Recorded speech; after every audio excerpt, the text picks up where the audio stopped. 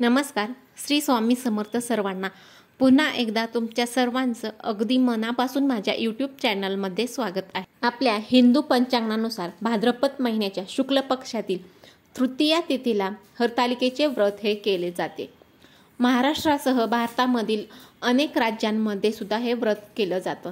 हे व्रत हे विवाहित महिला ह्या पतीच्या कल्याणासाठी, दीर्घायुष्यासाठी हे व्रत करत असतात आणि कुमारिका ह्या उत्तम वर मिळावा याच्यासाठी हे व्रत करतात. तर या व्रताची सुरुवात ही देवी पार्वतीने महादेवाला प्राप्त करण्यासाठी केली होती. त्यामुळे या दिवशी महिला ह्या उपवास करतात आणि शिवलिंगासह देवी पार्वतीची पूजा आराधना सुद्धा करतात. यंदा 26 ऑगस्ट 2024 रोजी हे व्रत सर्वत्र साजरं केलं जाणार आहे. हरतालिका तिथी ही भाद्रपद महिन्याच्या शुक्ल पक्षातील तृतीया तिथी 25 ऑगस्ट रोजी दुपारी 12:34 सुरू होणार आहे आणि ही तिथी 26 ऑगस्ट रोजी दुपारी 1:54 आहे. तर उदय तिथीनुसार मंगळवारी 26 ऑगस्ट 2025 रोजी हे व्रत साजरं केलं जाणार आहे. हरतालिका पूजन हे राहू काळामध्ये कधीच करू नये. राहू काळामध्ये पूजा करणं हे वर्ज्य आहे.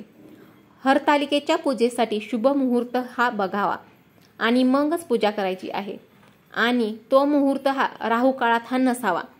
दरवर्षी हे व्रत भाद्रपद महिन्याच्या शुक्ल पक्षातील तृतीयेला केलं जातं. तर राहू काळ आहे का?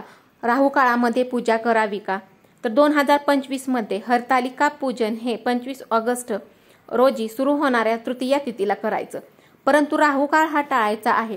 राहू काळ हा साधारणपणे दररोज सकाळी 7:30 ते 9 व संध्याकाळी 4:30 ते 6 असतो. तर त्याच्यामुळे या वेळेमध्ये पूजा करणं हे टाळायचं आहे. तर या राहू काळामध्ये तुम्हाला हरतालिका पूजा करायचं हे टाळायचं आहे. तर राहू काळ हा सकाळी 7:30 ते 9 व संध्याकाळी 4:30 ते 6 असतो. तर त्याच्यामुळे तुम्हाला या वेळेमध्ये पूजा करणं हे शक्यतो टाळायचं आहे. तर राहू काळामध्ये पूजा का टाळायची आहे? तर राहू काळामध्ये केलेली कोणतेही शुभ कार्य हे अशुभ मानलं जातं. तर म्हणून या वेळेमध्ये पूजा करण्याचं हे तुम्हाला टाळायचं आहे.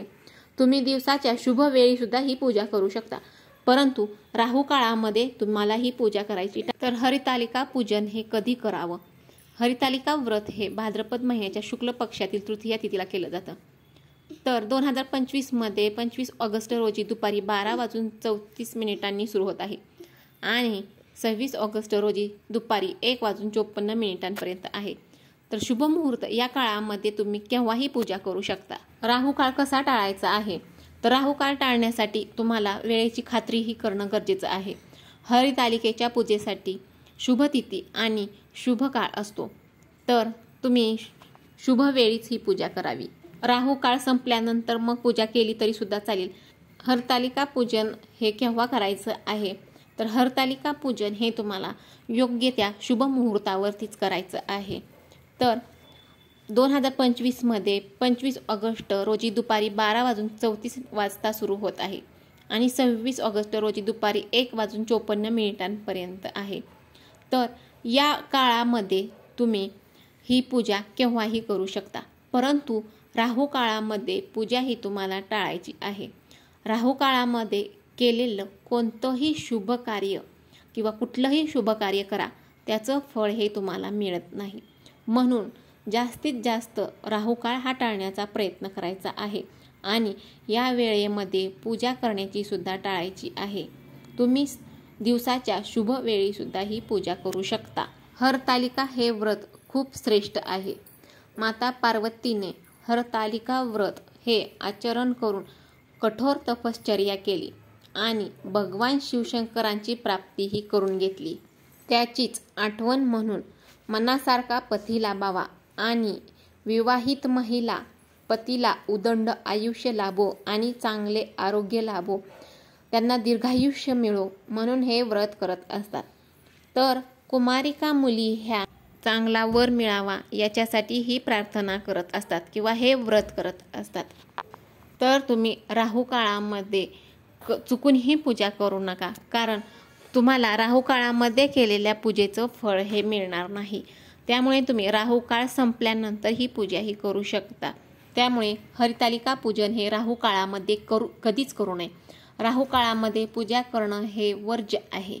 तुम्हाला हरितालिकेच्या पूजेसाठी शुभ मुहूर्त बघून मगच ही पूजा करायची आहे आणि तो मुहूर्त हा राहू काळामध्ये नसावा.